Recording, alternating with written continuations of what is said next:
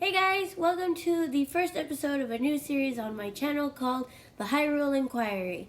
Okay, let's get started.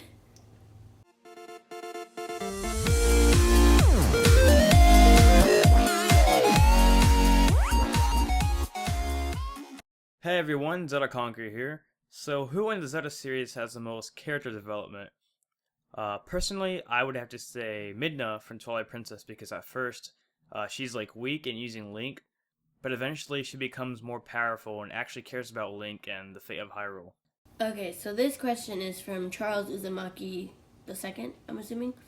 CC, according to a lot of timeline placement theories about Breath of the Wild being placed after the Imprisoning War, the first game in the Downfall timeline, do you think that the Zoras in this game are all different looking because they are in the middle of evolving into River Zora, since the game that follows Breath of the Wild is a link to the past? Cause in that game, they are all River Zora and not Sea Zora.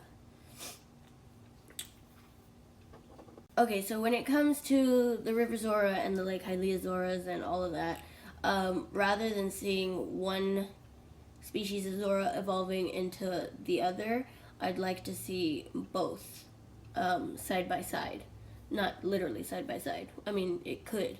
But my point is that I think it would be cool to see maybe a possible quarrel between the two Zoras as to why some of them attack Link. You know, some of the River Zoras are, more aggressive and green, and their art design is different. Whereas the Zoras in Lake Hylia and Zora's Domain and all of that are friendlier towards Link and Hylians. So it would be interesting to see if there's a reason why some of them attack, some of them don't, and not just them evolving into those, if that makes sense. I don't think that that's why they look different. I think they're just trying to add diversity to the Zoras. Kind of like, there have been other games where some Zoras look different, and Queen Rutella, I think that's her name, from Twilight Princess had like a pink pigment rather than, the blue pigment that we see or are so used to. And some of those ones looked a little different. I mentioned in my Zora video that one of them looked like a manta ray thing, Stingray, the drummer from Majora's Mask. Excuse me. I think with this game they're just trying to expand on that diversity of Zoras.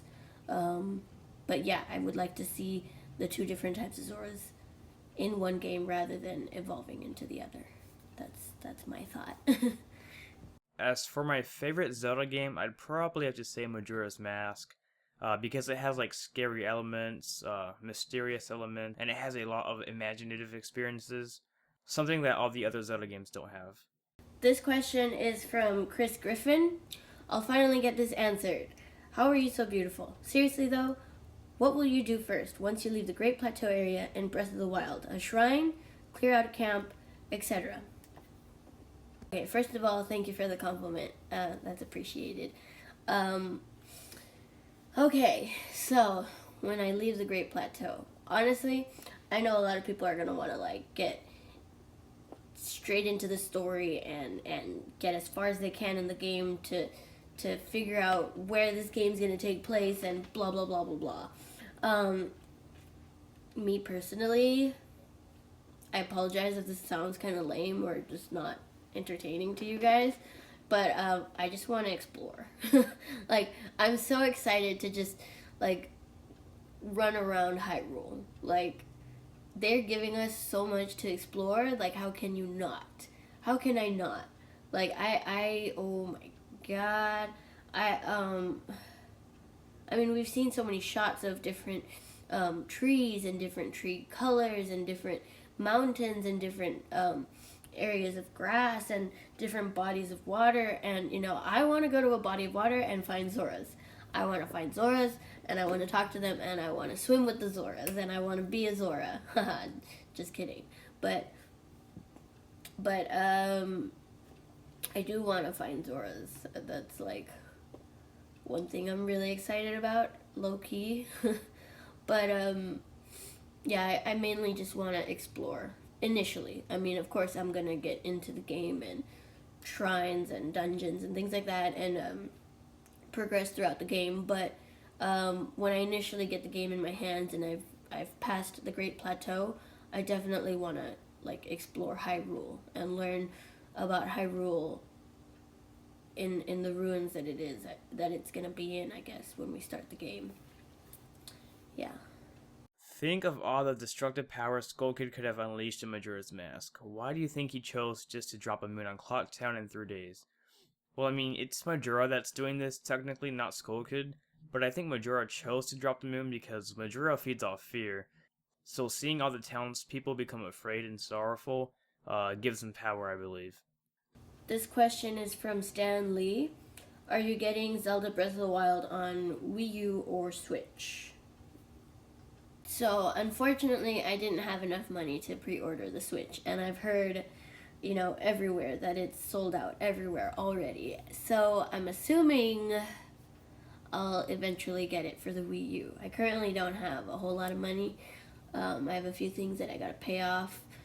But my stepdad, as I've mentioned in other videos and stuff, is also a big gamer.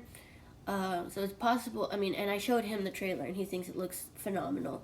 So there's a chance that he could get it because he's probably going to want to play it too. And I'll just play, it when he buys it. If not, then maybe I'll buy it and him and I can play it. Most games and consoles I have are because he buys them because he's a gamer too. So I get the benefit of that.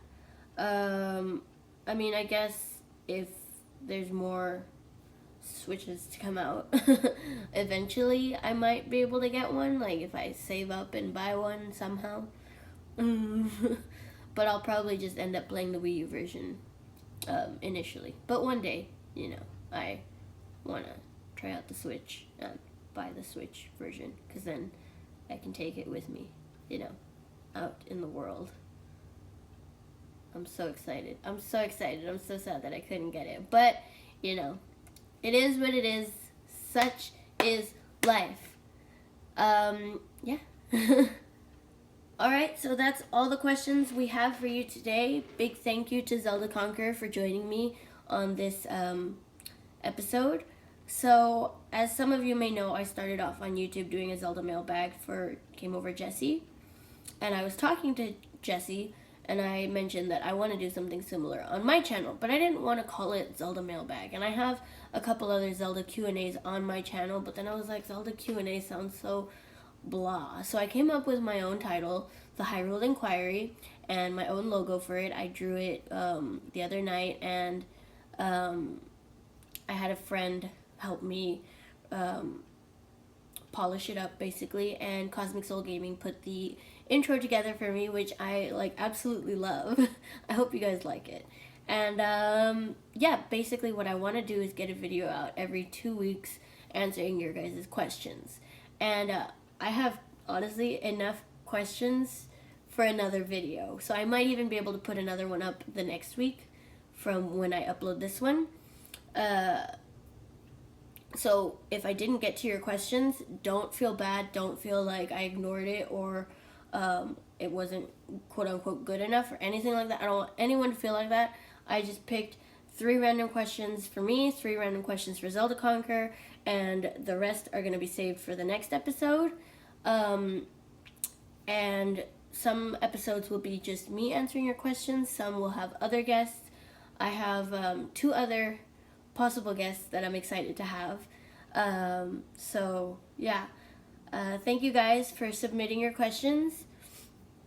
I look forward to answering the rest of the questions I have on there, and I look forward to receiving even more questions to answer for you guys, because I feel like it's a fun way to connect with you guys, especially since Zelda is definitely something we have in common, because my channel mostly revolves around Zelda, and almost all my subscribers are big Zelda fans. So feel free to submit any questions even at the comment section below for this video.